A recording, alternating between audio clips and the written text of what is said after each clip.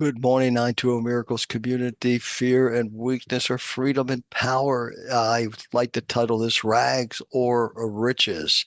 Let's jump right into this. When fear binds the world, forgiveness sets it free. Fear or freedom, it's a simple choice, right? But it's so difficult. This really humbles me, this lesson. Because as I read it, I go, oh my goodness, all the time I spend on the fear versus the freedom. The ego makes illusions. Truth undoes its evil dreams by shining them away. Truth never makes attack, it merely is. And by its presence is the mind recalled from fantasies, awakening to the real. Forgiveness bids this presence enter in and take its rightful place within the mind. Without forgiveness is the mind in chains. If your mind isn't changed, there's only one simple solution, and that is freedom, choosing freedom, because that's where the freedom comes from is forgiveness. Without forgiveness is the mind in chains, believing in its own futility.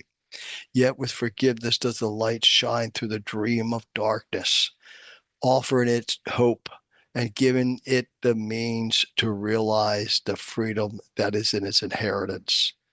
Our inheritance. I love that freedom that is in its inheritance. We would not bind the world again today. Fear holds its prisoner. We do. We hold the world hostage to our thoughts. We hold the world hostage to our fear when we don't choose freedom over fear. And yet your love has given us means to set it free. Father, we would release it now, whereas we offer freedom, it is given us. And we would not remain as prisoners while you are holding freedom out to us. Let's look at wisdomology, time and wisdom, and all the wisdom books over all this time that we have all walked planet Earth. This one here, there is no fear in love. Perfect love drives out fear. If there's any fear going on, that means that you haven't experienced perfect love yet or embraced that perfect love. Fear has to do with punishment. We're punishing ourselves when we live in fear, when we live in doubt, when we let the thoughts take over. It's self-punishment. I love this one. The foolishness of God is wiser than men, and the weakness of God is stronger than men. And yet, how many times do we choose our weakness? Let's choose God's weakness. I think we'd be much better off. And let not the hatred of a people prevent you from being just. Just because other people are indifferent to you, we shouldn't be indifferent. And then when a man is free from fear, anger, and desire, seeing the self in all, he is forgiven and liberated, shining like the light of the sun. I'm trying to hold my voice back a little bit because it projects, and I'm a guest in my daughter's house, and they're sleeping this time of morning at 5:30 a.m. Holding onto anger is like grasping a hot coal with the intent of throwing it at someone else. You are not the one who gets burned. You are the one who gets burned. Let go and be free. We don't want to be burned anymore. He who has no hatred, no attachment, no ego, and lives in the grace of God is fearless and free. Do not be afraid or discouraged, for the Lord your God will be with you wherever you go. And if there's any discouragement, if you're feeling afraid, just look up, just look within. Actually, look within. That's where it is.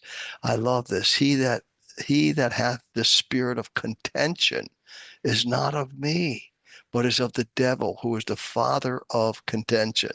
Now, I many of you know that I really believe that there is no such thing as the devil, that it was destroyed, but our thoughts are the devil. Our thinking is the devil. If you want to read a great book, Napoleon Hill's Outwitting the Devil, you want to find out who the devil is, read that book, Outwitting the Devil. When you let go of fear, you align with the way of the Tao. Forgiveness flows like water, softening even the hardest heart. Him not as enemy. Don't see people as your enemy. Think of him no more and see him not as enemy. See him as friend. Folks, we hold the world hostage with our ego. We hold these expectations out to other people, and without realizing that sometimes we see them as the one that is preventing my peace and my power, and it's not. This is the one we're on. Without forgiveness is the mind in chains. Let's release those chains today. Let's break them, believing in its own futility.